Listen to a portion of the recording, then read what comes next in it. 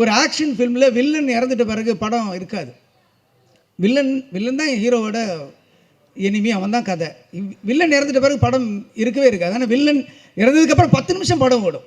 அதுதான் எனக்கு திருப்பி ரமணாவில் இன்ஸ்பிரேஷன் ஆச்சு. ரமணாவில் வில்லன் இறந்த பிறகு திருப்பி 10 நிமிஷம் இருந்துச்சு. ஏன்னா பார்ப்பாங்க அப்படின்ற ஒரு நம்பிக்கையை வந்து எனக்கு அந்த படம் கொடுத்தது. அவ்வளோ பெரிய பிரம்மாண்டம், ஒரு ஆச்சரியமான ஒரு பிரமிப்பை அந்த படம் கொடுத்துச்சு.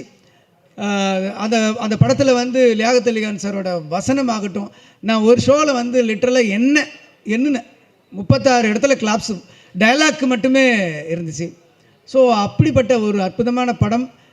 அந்த படத்தை பண்ணிட்டதுக்கப்புறம் அதே கேப்டனை வச்சு நான் ஒரு டைரக்ட் பண்ணுவேன் அப்படின்றதும் எனக்கு ஒரு கனவாக இருந்தது. அதே மாதிரி என்னுடைய திருமணத்தை அவர் நடத்தி வச்சாருன்னு நினைக்கும் போது அதுவும் எனக்கு ஆச்சரியமாக இருக்குது. இன்றைக்கி நான் ஊரில் சினிமாவுக்கே வராத ஒரு ரசிகனாக அவரோட கேப்டன் பிரபாகரனை வந்து ஃப்ரண்ட் ரோவில் உட்காந்து நான் பார்த்த ஒரு ரசிகன் வந்து இன்றைக்கி ரீரிலீஸில் வந்து அந்த டைரக்டரோட பக்கத்தில் உட்காந்துருக்கேன் போது எனக்கு இதுவே கனவு மாதிரி தான் இருக்குது.